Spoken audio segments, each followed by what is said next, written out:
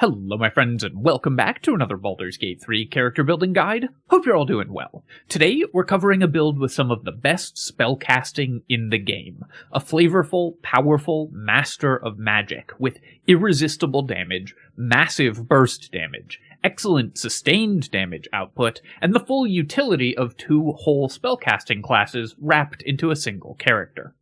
We will command the forces of death to lay waste to our enemies by casting devastating spells for free turn after turn after turn, and with our excellent defenses, we will laugh at our foes' attempts to fight back, all while commanding our own personal army of deadly and disposable minions, in a build I'm calling the Lich Queen of SHAR.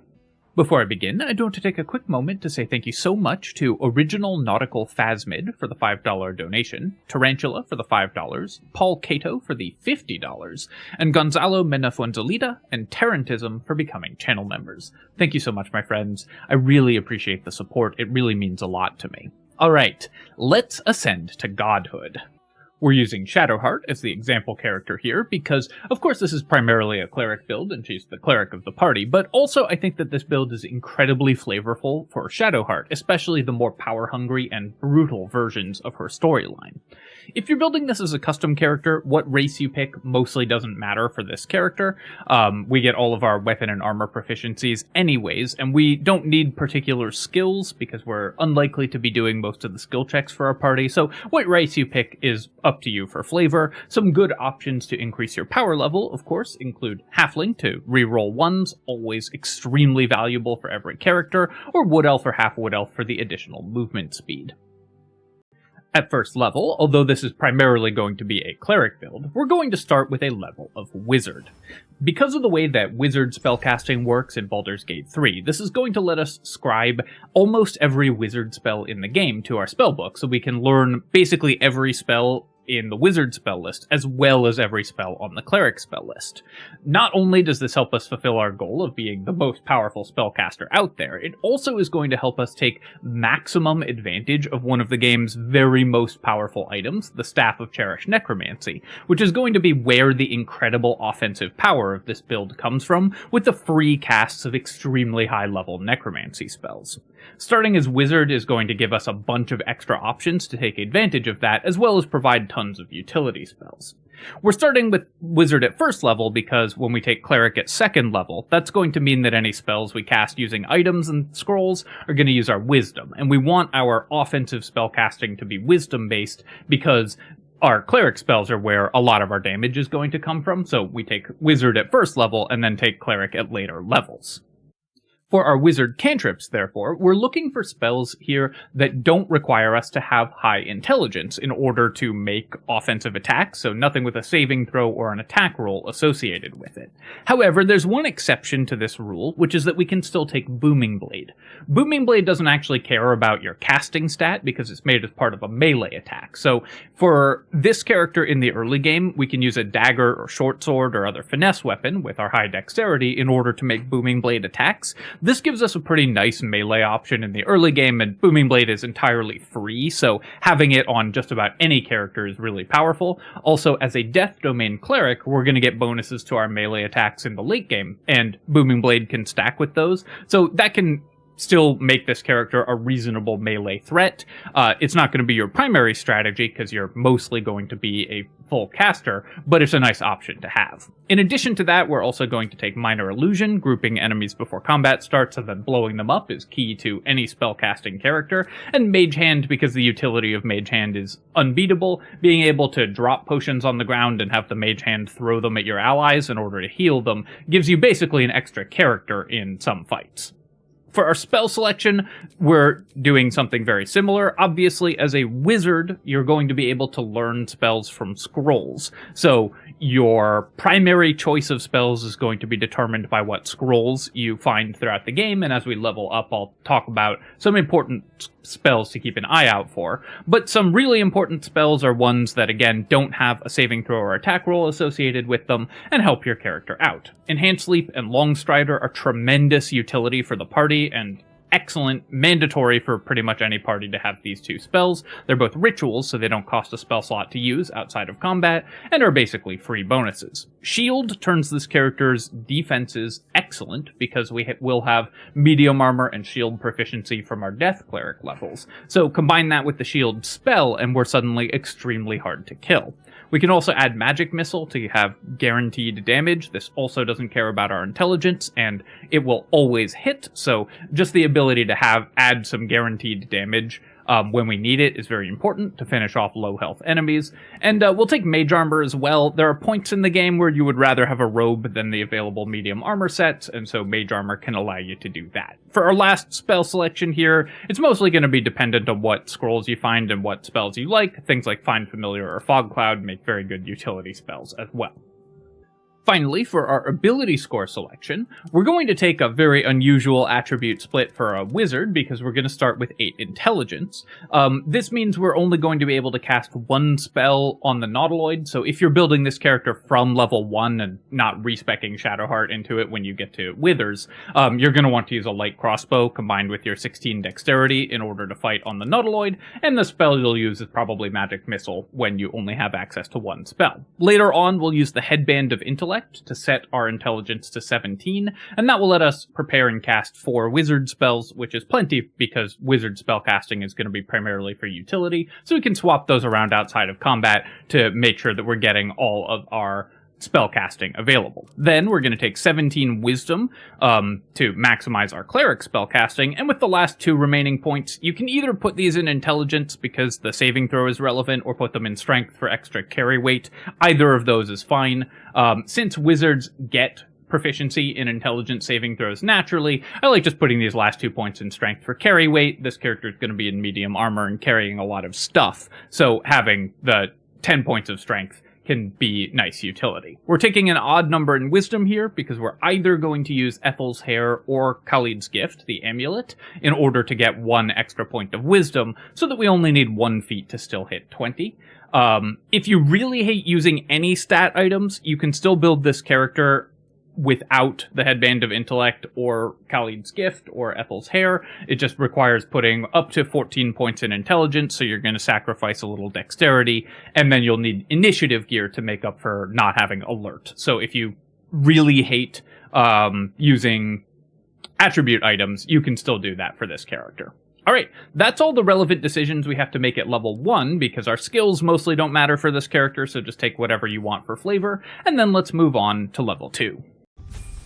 At character level 2, we're immediately leaving Wizard, and we're going to take a level of Cleric. For our Cleric subclass, we're going to take Death Domain Cleric, which is going to make enemies unable to resist our necrotic damage at later levels. So even though a lot of enemies in this game are resistant to necrotic damage, we're still going to be able to just obliterate enemies with our necromancy spells. We also get the ability to double up on our necromancy cantrips, which makes us incredibly powerful in the early game. Between Magic Missile and our wizard cantrips giving us extra utility, and our cleric cantrips doubling up, this character is one of the best early game spellcasters, even before we get any of our other abilities online.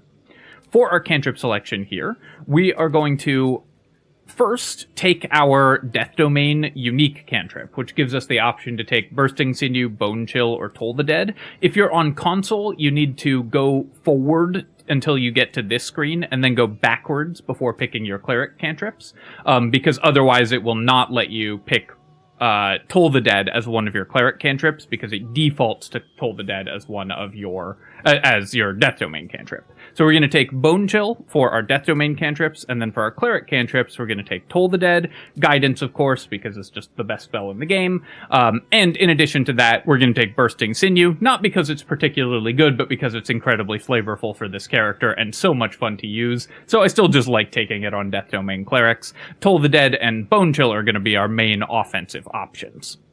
For our prepared spells at this level, you are looking for Command, of course. this powerful control spell is going to be the best thing to cast that's not concentration, basically throughout the entire game, and a lot of your spell slots are going to be used for command when they're not used for directly killing enemies. Sanctuary, which is an amazing panic button, and also makes this character excellent at concentrating on haste, if that's something that you want to do, which you get by virtue of having the wizard level. And then we're going to add in Healing Word, of course a great defensive ability, to get allies up who have been knocked down, and Inflict Wounds. Inflict Wounds works really well as a Death Domain Cleric because we're going to do tons of melee burst damage, and later on we're going to be able to cast this spell for free without spending a spell slot, so it's a tremendous amount of additional damage. At character level 3, we're taking our second level of Cleric, which as a Death Cleric gets us Channel Divinity, Touch of Death. This is a super powerful ability for this character, because once per short rest, it allows us to add 5 plus double our cleric level in necrotic damage to a melee attack. This doesn't have to be a melee weapon attack, although because we have Booming Blade and 16 dexterity, we can use a dagger or short sword to apply Channel Divinity, and that's pretty powerful with a Booming Blade attack, but it also allows us to add extra burst damage to any other melee attack, such as Inflict Wounds. So you can add 9 extra damage to the damage of an Inflict Wounds. Adding 9 damage to an attack is the same average damage as a smite from a paladin. So Channel Divinity Touch of Death makes this character again have tremendous burst damage with Inflict Wounds. With melee attacks using Booming Blade, you can then walk away from the enemy and force them to take the extra Booming Blade damage when they follow you. And of course, great ranged damage as well, because doubling up on Bone Chill or Toll the Dead allows us to hit multiple enemies with powerful ranged cantrip attacks, which at this level do excellent damage. We're also now level 3, which means we get second level wizard spellcasting, so we can get powerful offensive spells that don't rely on having high intelligence, like Cloud of Daggers, in order to supplement the additional burst damage that we get. So you can concentrate on Cloud of Daggers and then use a burst effect like Inflict Wounds plus Touch of Death, which doesn't require your concentration, to blow up any enemies that survive that. So even from the beginning, the array of spellcasting options that we have with this character are immense. At character level 3, we are taking our third level of Cleric, which gets us access to second level Cleric spells, including our domain spells from Death Domain Cleric. Blindness is actually a really nice spell to have as a domain spell, because it's a 10-turn long non-concentration debuff.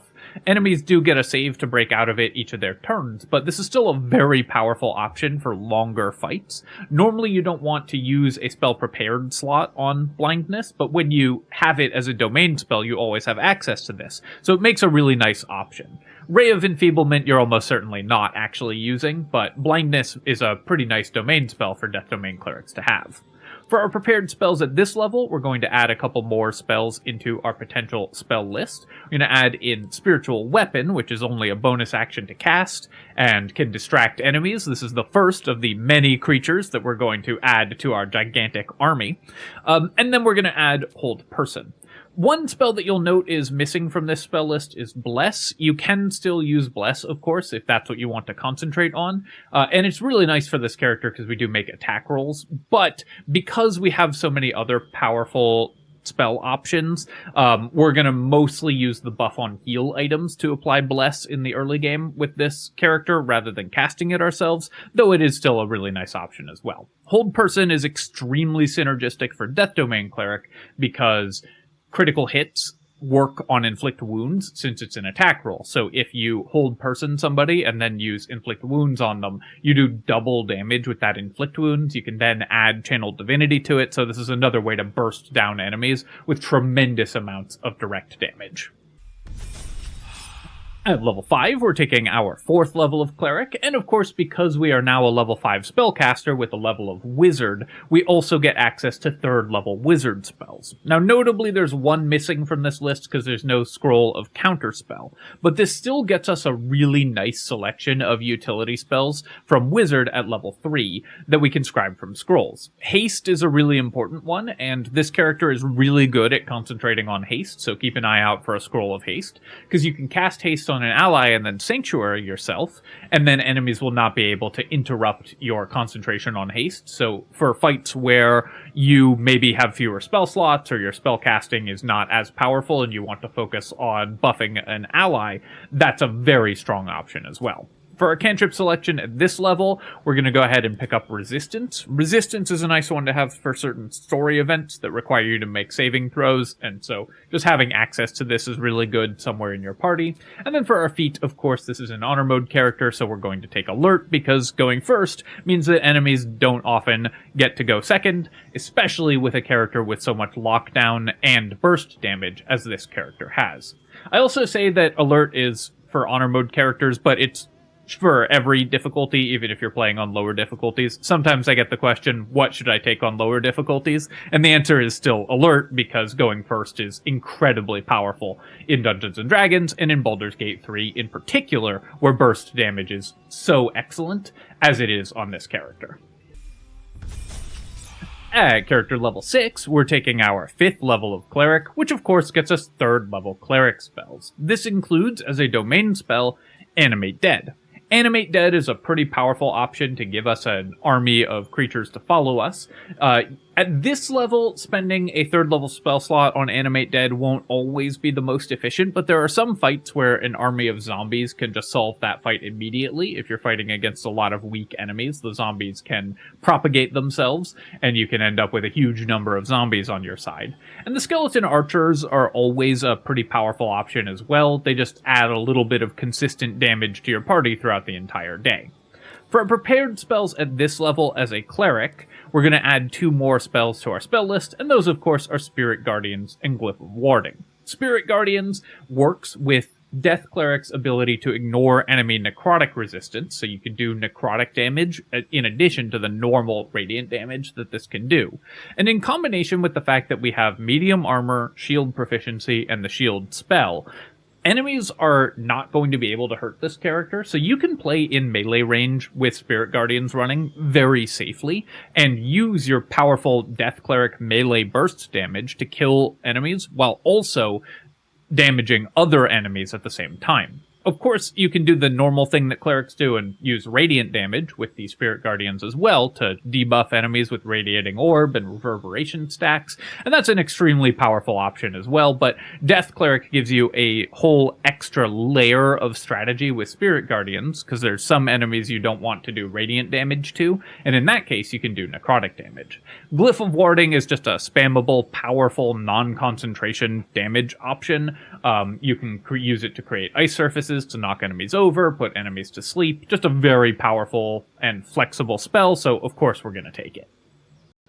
At character level 7, we're again continuing to level up in Cleric, and now we get Inescapable Destruction as a Death Cleric, which means that our spells ignore resistance to necrotic damage. Resistance to necrotic damage is extraordinarily prevalent in Baldur's Gate 3. There's a lot of undead that have resistance to necrotic damage, and just a lot of enemies in general that have necrotic resistance. So Inescapable Destruction makes a damage type that is somewhat awkward to use in this game incredibly powerful for Death Clerics because nothing resists it. There are a couple enemies that are immune, but this means that it takes a damage type that is one of the narrowest in terms of what you can effectively use it against, and turns it into one of the broadest. So now these powerful necrotic spells work on everything. We also, of course, get 4th level wizard spells. There aren't that many utility spells that you need from wizard at 4th level, so while there are some scrolls that are kind of interesting, like greater invisibility that you can scribe and use to give your party members stealth and things like that, there's nothing in particular that you desperately need to keep an eye out for from wizard, from 4th level wizard spells. But of course, you're going to collect all of them that you can get scrolls for anyways, so might as well just scribe everything. At character level 8, we get our 4th level Cleric spells. And one of the nice things about this character is we get a new spell level every level, whether wizard spells or cleric spells. We're always, every time we level up, gaining access to a new tier of spells. So every single level is exciting when you're playing through the game with this character. This gives us also 2 more domain spells, and this includes Blight. Now, Blight is normally a fairly weak spell. But because this is necrotic resistant, because we're a Death Domain Cleric, we ignore necrotic resistance. Blight actually has some pretty useful uses for this character. Plants take maximum damage from Blight, meaning it always does 64 damage to them, but the only plants in the game at the point where you get this spell have resistance to necrotic damage, so most characters cannot possibly use Blight effectively. Death Domain Clerics, on the other hand, can use Blight to kill the enemies that are plants and have necrotic resistance in Act 2 very effectively. This also is a good spell to spam with the Staff of Cherished Necromancy, which of course is one of the game's most powerful items and what this build is centered around maximizing, and so Blight is a really good spell to have as a domain spell. We also get Death Ward, which you should rarely cast unless you're abusing a bug with it.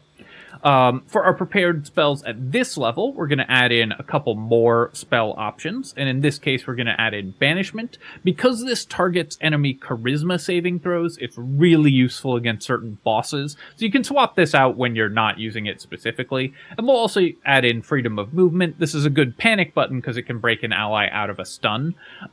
So if you accidentally stop concentrating on haste and stun an ally, or if they get stunned by an enemy, Freedom of Movement can snap them out of it. So I just like to have this spell prepared. We can also, of course, pick up any spells that we feel like we are really missing from earlier levels, but this will be a good default spell list, especially when you combine it with the utility spells that you get from Wizard. Character level 9, we're taking our 8th level of Cleric, and that gets us Divine Strike Necrotic. Now, Divine Strike Necrotic means that we add an extra d8 necrotic damage to all of our weapon attacks, which will actually be relevant for this character if we're attacking with Booming Blade attacks using a finesse weapon. That, again, is not going to be a primary strategy, but if you are out of anything else to do, then that still is pretty decent damage. By this point, we're level 9, so Booming Blade does an initial d8 of thunder damage, and then 2 d8 if enemies move. Then you add a d8 from this, and then you attack with your weapon. So if you're completely out of other resources, that's actually a totally reasonable thing to do if you find yourself in a bind and just need some extra damage. Mostly you probably won't be using this ability because it requires a weapon attack, unlike your other Death Cleric melee ability. But Divine Strike Necrotic does make you an okay melee attacker when the situation calls for it. In addition to that, of course, we get a feat, and the feat that we're going to take is an ability improvement to boost our wisdom, making our spell save DCs and damage and everything significantly higher. We also get 5th level wizard spells, and there's a few spells that are very important to learn here, but the most notable one is going to be Conjure Elemental. Conjure Elemental is the best summon in the game. We can use it either with 5th level spell slots or with 6th level spell slots and get tremendous value from it. And since this character is so good at summoning an army, because we're going to be able to have a fully powered up Animate Dead, a fully powered up Create Undead, a planar ally if we refresh our level 6 spell slot, and a Myrmidon if we refresh our level 6 spell slot, you can be walking around with a whole personal army just from this character alone. Character level 10, we get 5th level Cleric spells, and that includes, because we are a Death Domain Cleric, Contagion and Cloud Kill. Contagion is also a nice spell to have as a domain spell, especially because, again, it's a necromancy spell, so we can cast it for free using the Staff of Cherished Necromancy. That remains a very powerful option, and although Contagion is a spell that's mostly used outside of combat, you can use Contagion to get tremendous value if you cast it before combat begins. If enemies fail the saving throws, then the Contagion debuffs will just win any fight that you're in. Enemies getting stunned every time they take damage or having vulnerability to all damage types from Contagion is absolutely brutal. For a bigger, longer breakdown on this spell effect, check out my recent spell tier list where I talk about it a lot. And while you, again, don't usually want to waste a spell prepared slot on it or spell slots on it, when you get it for free and don't have to prepare it, this spell is really nice to have. Cloud Kill is also a pretty solid one. There are some fights where enemies are not immune to poison, and you can cast Cloud Kill on top of them. We're a Cleric, so we could have Hero's Feast up if we have enough sources of free spellcasting, and then we're immune to the damage. You can fight inside your own Cloud Kills. So, very powerful set of domain spells. This is the kind of domain spell I like, by the way, a situational effect that's very powerful, that you wouldn't usually want to prepare, but is really nice for some encounters, so having it as a domain spell lets you use it more freely. For our prepared spells at this level, we're mostly going back to pick up spells from earlier spell levels that we might need, because our spell options as a 5th level cleric are mostly not great. So you can go back and grab other potential options, things like Mass Healing Word to apply the buff on heal items if you're using those, things like Enhance Ability, which can be useful for some late game skill checks, even things like Bless or Create Water, which are utilities, or of course Aid, which you can spend a spell slot on to boost your whole party's HP. And Aid is really nice given that we have so many summons, though that, again, gets a little spell slot hungry. At character level 11, we get our 6th level spell slot, which means that we can upcast lower level spells to level 6, including necromancy spells that we're almost certainly able to cast for free by this point in the game, because we should have gotten the Staff of Cherished Necromancy. So that can let you use a level 6 Animate Dead for free. It can let you cast Blight at level 6 for free, cast Inflict Wounds at level 6 for free. So that's an extremely powerful option to have. It also, of course, gets us access to 6th level wizard spells, and the most important utility spell to have from wizard at 6th level is Globe of Invulnerability, which you can get a scroll for and learn it, and then that just wins certain encounters by making you completely immune to damage. So this character's offensive power is immense, as is their defensive power. We also get a cantrip selection here. Unfortunately, clerics don't get access to True Strike, so we can't take that to annoy people in the comments. So let's just take Thaumaturgy, because it's kind of funny to just yell at people in the late game. And finally, at cleric level 11, character level 12, we get our 6th level cleric spells, and there's several here that are really nice for us, even nicer than they usually are for clerics. So, of course, we are going to be a somewhat summon-focused build, so Planar Ally is the best cleric summon spell, with some really powerful summons associated with it. But the spell that usually takes a back seat to Planar Ally is Create Undead. The Mummy is significantly worse than the Planar Ally summons. It's also worse than the Myrmidons, which we can also summon, but it's a necromancy spell.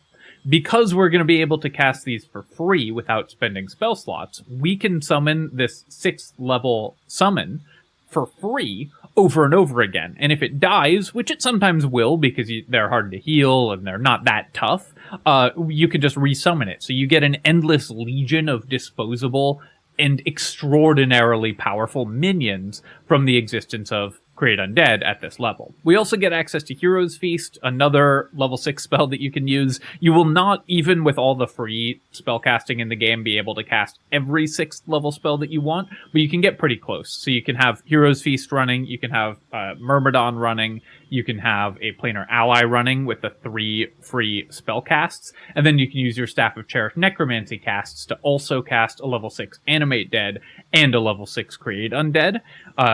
And then still have a 6th level spell slot, assuming that you use Mark of Heshkir, the Spellcrux Amulet, and the free cast a Lithid power for the other 3. You can still have a 6th level spell slot to spam during the day with the Staff of Cherished Necromancy. So that's going to be your spell setup in the end game if you want to absolutely maximize the number of minions and the amount of power that you have available.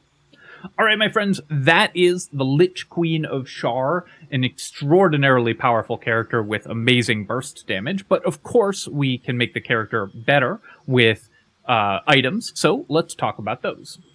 For items for this character, we are interested, of course, in enhancing our spellcasting and increasing our defenses, so those are the 2 main things that we're looking for in items. For our weapon, there's only one choice in the endgame, and that is the Staff of Cherished Necromancy. This build is built in part to maximize the power of this incredibly powerful item, so that's the weapon that we're going to use. Up until that point, you can use any staff that gives you an increase to your spell save DC, because that's the only stat that you care about from your weapon. The Staff of Cherished Necromancy, of course, gives you Life Essence Harvest. When you kill a creature with a spell, you get Life Essence, which you can use to cast a Necromancy necromancy spell for free. That's what's going to let us just use incredibly high level and extraordinarily powerful spells over and over and over again. Not only can we use this to do things like upcast inflict wounds at level 6, we can use it to upcast blight using a level 6 spell. We can also use it to do things like upcast animate dead to summon 3 flying ghouls. We can use it to upcast create undead to summon a mummy. These are all necromancy spells, so we can cast them for free when we have life essence.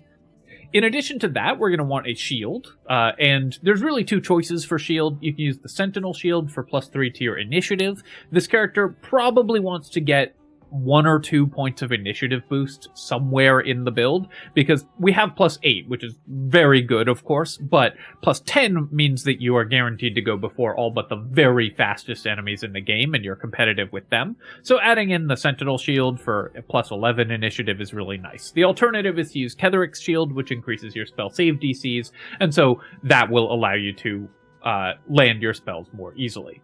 In the early game, you're probably going to want to use the Buff on Heal item set. So that consists of the Hellrider's Pride, which gives Blade Ward to allies that you heal, and the Whispering Promise, which blesses allies that you heal. You can use this also by throwing a potion at them. It doesn't have to be a healing spell, but we have Healing Word, so we can apply healing with a bonus action. Makes us a very good user for this item set. And you can supplement that with the Boots of Aid and Comfort for 3 temp HP, and the Ring of Salving for additional healing, though that's less important since this isn't really a main healer. If you really like this item set and want to keep using it into the late game, you'll swap out the Hellrider's Pride for the Reviving Hands, which is the same effect but works on yourself, and also gives you Revivify once that you can cast once per long rest.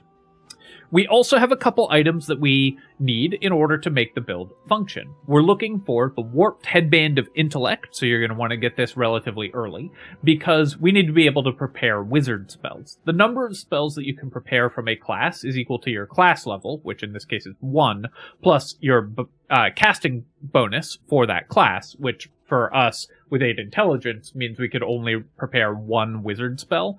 Adding the Headband of Intellect lets us prepare 4, which gives us a lot more optionality with our wizard spell casting, so this character can use this. Luckily, this item is not particularly in demand, so it shouldn't be contested by other builds in your party. In addition to that, we're either going to want to use Ethel's Hair to boost our wisdom up to 20, or use Khalid's Gift in order to boost our wisdom up to 20. Of course, we want 20 wisdom on this character, so having +1 to our wisdom from one of those 2 sources is very important.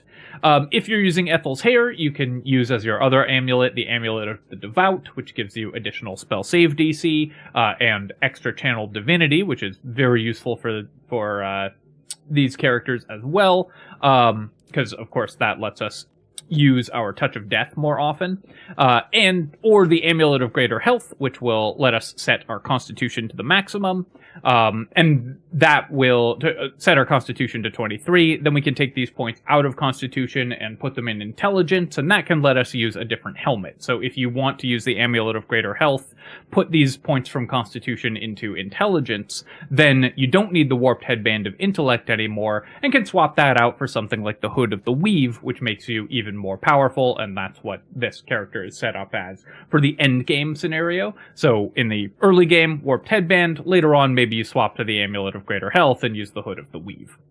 There's also a couple, for our armor, excuse me, I just got myself turned around there.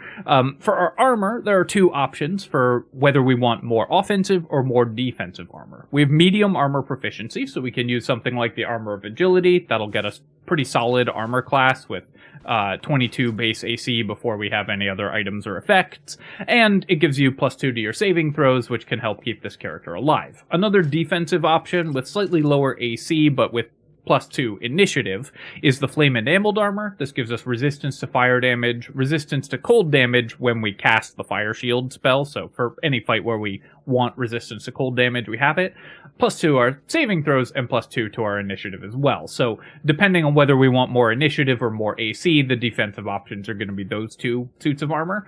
Alternatively, we can use Mage Armor, which we know as a wizard, and the Robe of the Weave or another robe in order to increase our spell save DCs even further. So there's a couple different setups, and it'll depend exactly on what other items your party members need, which of these setups you're going to go with. For our boots, we're focused on defensive options, so an armor like the Evasive Shoes is really nice, just to give us extra armor class, or the Boots of Striding, because that will prevent us from being knocked prone while concentrating, which we're going to be doing in a lot of fights, especially if you're making aggressive use of Spirit Guardians to run up to enemies. Also important for this character, and I talked about this during spell selection, the items that let you use spell slots for free or restore them, the Spellcrux Amulet and Mark of Heshkir, are very important for this character. And something important about these items is that you can use them and then pass them to another party member, and so each party member can use them. So even if you have another character that's using Mark of Heshkir, you can still have this character cast Hero's Feast or whatever for free and then pass off Mark of Heshkir. So these items are incredibly valuable since our 6th level spell slots let us do basically every good 6th level spell in the game, so we definitely want to have those available. Also, of course, we can use anything that increases our spell save DC, like the Ring of Feywild Sparks, in addition to our other setups here. This doesn't have it listed, but it increases your spell save DCs by 1, so is really good for any spellcasting character. Finally, of course, just like any other cleric, another option is to use the Radiating Orb item set. We, of course, have Spirit Guardians and plenty of sources of radiant damage, so we can use the Luminous Armor, Callous Glow Ring, and Coruscation Ring in order to apply Radiating Orbs to enemies while we run at them with Spirit Guardians and hit them with our spells, and we can also stack Reverberation stacks with the Gloves of Belligerent Skies and Boots of Stormy Clamor. So that's another different way that we could build the character if we want to focus more on debuffing. You still get all of the spellcasting power, but are a more traditional cleric using the Radiating Orb item set if you want to go that route. Finally, it's worth mentioning a couple spells that we can scribe from scrolls that are normally pretty terrible, but that this character can make amazing use of. And these are Circle of Death and Dethrone. Circle of Death is a gigantic AoE damage spell, but it only does the same amount of damage as Fireball, so most characters are never going to want to spend a 6th level spell slot on it. But because it's a necromancy spell, this character with the staff can cast it for free. And there are some fights where just a huge AoE is what you need. Because it ignores resistance as well, it's usable in a lot more circumstances for this character. And although it will key off of our intelligence, because it's a wizard spell, in the end game, that won't matter as much, because we're going to have 17 intelligence from the Warped Headband and a bunch of spell save DC gear, so our save DCs, even on our wizard spells, won't be awful. And then we'll also be giving enemies disadvantage on those saves because of the Staff of Cherished Necromancy, giving them disadvantage on saves against any of our necromancy spells. So even aggressive wizard spells could be used in the end game, spells like Circle of Death, in order to do a bunch of AoE damage. It's not going to be every turn or anything, but this is a good option to have. The other one is Dethrone, and this allows us to take advantage of a bug in the game that normally makes this spell very bad. So this is one of the secret spells. You can only get it if you're a wizard and you scribe it from a scroll, because you find a scroll of this spell, and it does a bunch of direct damage at a very long range. It's a 100-foot range. And normally, again, this is a very weak spell, but this character casts it for free, because it's a necromancy spell, and ignores resistance to the damage. And the main problem with this spell is that it has a fixed save DC of 18. It's bugged. So for most wizards, it's going to be a significant downgrade on the spell save compared to just casting any of their other spells. But this character, actually, that's an upgrade for, because our wizard spells are using our quite low intelligence. So the fixed DC of 18, we don't care about. It actually helps us at some points in the game. And they'll have disadvantage on the save, because it's a necromancy spell, we'll cast it for free. So this character makes really good use of Dethrone, unlike any other character in the game who doesn't want to use it because it costs them something very expensive for not much return. So very, very powerful option here with your 5th level spell slots, very powerful option with Circle of Death with your 6th level spell slots, and these spells are great for this character, even though they're garbage for everyone else. Alright, my friends, I hope that you've enjoyed this look at the Lich Queen of SHAR, and I hope you enjoy running around with a gigantic army and blowing up anyone who dares to look at you funny with your incredible mastery of magic. As always, of course, if you've enjoyed the video, feel free to leave a comment and hit like. Helps me out with the algorithm, so I appreciate you taking the time to do that. And of course, you can subscribe to my channel for more Baldur's Gate 3 build guides and other strategy game analysis. Cheers, my friends. I'll catch you next time.